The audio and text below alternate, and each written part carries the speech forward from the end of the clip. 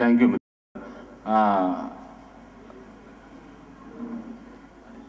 నూరు దేశాల కన్నా తెలంగాణ పెద్దది.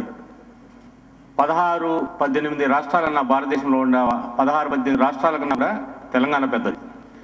ఈ ఈ ఈ ఒక్కటి కారణం చాలు తెలంగాణ అనేది ప్రత్యేకంగా ప్రకటించడానికి కానీ ఇవ్వడానికి కానీ. ఇక అనేక కారణాలు ఆల్రెడీ చర్చించాం, ఇప్పుడు చర్చిస్తున్నవే అవి మళ్ళీ నేను చెప్పను. అయితే రాత్రి ఒక సభలో విడుదల చేయాలనే సభలో మిత్రులు ఇవి సభ జరుగుతుంది, ఈ చర్చలో మీరు కూడా పాల్గొవాలని పిలిచారు. వాళ్ళ ప్రేమగా ఆహ్వానించినందుకు వాళ్ళకి చాలా కృతజ్ఞతలు.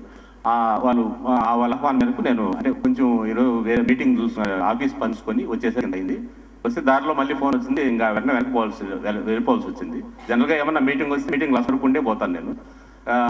కాబట్టి ఇప్పుడు అయితే మీతో నేను మొత్తం స్టార్టింగ్ నుంచి కొన్ని విషయాలు షేర్ మీ విషయాలు మనం ఇక్కడ అనుకున్న విషయాలను చర్చించుకుంటే విని ఉంటే ఇంకొంచెం నేను ఒపీనియన్స్ ఇంకా స్పష్టంగా చెప్పగలిగినవన్నీ. అయితే నేను పోవాల్సిన అవసరం కూడా ఉంది. కాబట్టి నాకు అనిపించినవి విప్లవ రచయితల సంఘము 2-3 సార్లు ఈ రౌండ్ టేబుల్ సమావేశం పెట్టింది ఈ దీని మీదనే, ప్రపంచ తెలుగు మహాసభని బహిష్కరించాలి విషయం మీద.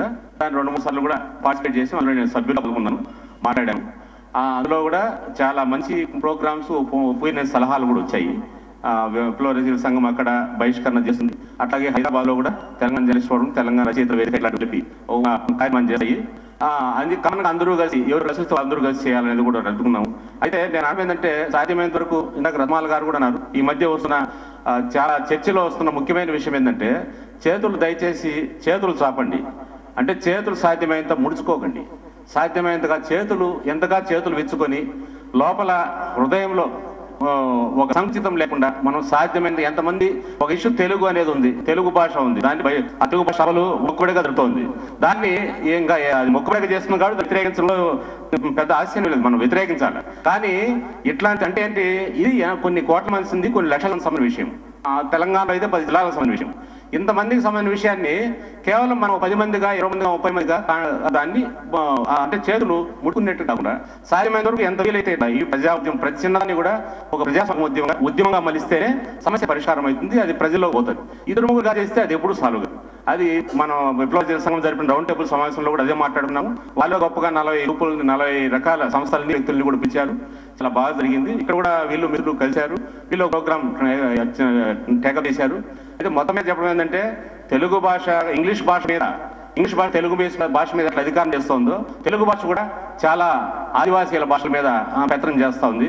ఇట్లాంటి విషయాలు కూడా మనం మొత్తంగా ఒక తెలుగు భాషను కారణం తీసుకొని మనం చేయాల్సిన అవసరం ఏమి లేదు.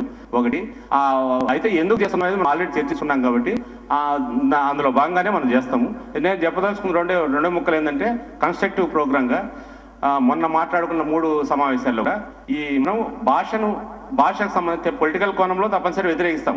తెలంగాణ అనేది ఒక పక్క బాధపడుతూ 1000 మంది ఆత్మహత్యలు చేసుకొని పోతుంటే ఇంకో పక్క వాళ్ళు సంబరాలు చేసుకోవడం అనేది అది సరైంది కాదు.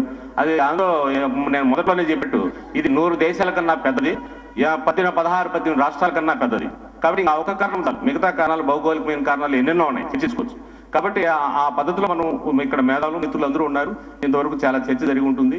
కాబట్టి ఆ సాహిత్యపరంగా మనం ఎట్లా వ్యతిరేకిస్తున్నాము అంటే ఇప్పుడు ఒకే ముక్క చెప్పదలుచుకుంది అంటే రాత్రి మాట్లాడు కానీ ఇవాళ మాట్లాడు కానీ ఈ తెలంగాణ ఉద్యమం ఏదైతే ప్రజాస్వామ్య ఉద్యమం జరుగుతుందో అది ఎక్కడెక్కడ అడుగులు కింద పడి లేకపోతే కొంచెం కింద పడింది అని అనుకునే సందర్భంలో ఇక్కడ కవులు రచయితలు సాహిత్యోద్యమే దాన్ని పైకి లేపుతోంది, ఆ సాహిత్యం ద్వారానే కవుతున్నారు. రెండవది కోస్తాంధ్ర ప్రాంతంలో ఒక సాహిత్యం క్షీణించిపోయి కవిత్వం క్షీణించిపోయి ఇట్లా వాళ్ళు ఏమీ రాయలేక ఒకటి వచ్చిన సందర్భంలో తెలంగాణ ఉద్యమం ఒకటి రావడం వల్ల ఇక్కడ బలమైన సాహిత్యం వస్తుంది. అయితే ఈ బలమైన సాహిత్యమే ఉద్యమాన్ని ఒకసారి ముందుకు తెస్తుంది, ఒకసారి నాయకత్వ స్థానంలో కూడా పోతుంది. దాన్ని నిలబెట్టుకోవడమే ఇది ఉద్యమం అనేది. ఈ ప్రత్యేక తెలంగాణ ఉద్యమం విజయవంతం అయ్యే వరకు, విజయవంతం అయినకా కూడా ఇది సాంస్కృతిక ఉద్యమం ఏదైతే మాండలికంలో కథలు రాయడం, మాండలికంలో కథలు చెప్పడం, మాండలికంలో కవిత్వం రాయడం, తర్వాత కాందాన్ అని కరీంనగర్ హిస్టరీ 2000 సంవత్సరాలకు ముందు కరీంనగర్ ఎట్లా ఉంది, ఇప్పుడు ఆ 2000 సంవత్సరాల వరకు కరీంనగర్ ఏంటి అనేది వాళ్ళు హిస్టరీ బుక్ రాశారు. అంటే ఇవన్నీ కూడా మన సంస్కృతిని మన చరిత్రను తోడుకొని ఒక సాంస్కృతిక ఉద్యమం నడుస్తుంది. ఇదే ప్రపంచ తెలుగు మహాసంబంధించిన బదులు ఏంటంటే ఇదే బదులు, ఈ సాంస్కృతిమే బదులు, దీనికి మించిన బదులేమీ లేదు. కాబట్టి దీన్ని కంటిన్యూ చేయడమే మనం చేయాల్సిందని అని నేను అనుకుంటున్నా.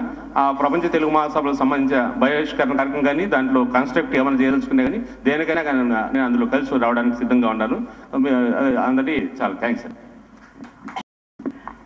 ఇప్పటిదాకా తెలంగాణలో పుట్టి పెరిగిన వాళ్ళు మాట్లాడారు. తెలంగాణేతర ప్రాంతం నుంచి ఒక విప్లవ రచయిత ఇక్కడ మాట్లాడి ఇంత స్పష్టమైన అభిప్రాయాలు చెప్పాడు. అయితే సమాజంలో ఎక్కడైనా ఒక కదలికంటూ మొదలైతే ఈ భూమి కంపిస్తే అన్ని కంపించాల్సిందే, తప్పదు కదా. ప్రకంపన అన్నిట్లో ఉంటుంది. అట్లనే అన్ని రంగాలకి అన్ని శ్రేణులకి ప్రకంపన విస్తరిస్తుంది. అయితే ఆ ప్రకంపనలో ఒక సమన్వయము, ఒక కోఆర్డినేషన్ సాధించినప్పుడే మనం దాని ఫలితాన్ని అందుకోగలుగుతాము. ఆ రకమైన ఒక నిర్మాణాత్మకమైన ప్రయత్నము చేస్తున్నట్టు ఇందాక విడివిడిగా జరుగుతున్నాయి. ఈ విడివిడి ప్రయత్నాలన్నీ ఒక చోటికి రావాలని కోరుకుంటున్నాము. మనం అందరం కోరుకుందాము, ఆ దిశగా ప్రయత్నం చేద్దాము. ఇప్పుడు హమీద్ మహమ్మద్ ఖాన్ గారు మాట్లాడాల్సిందిగా కోరుతున్నాను.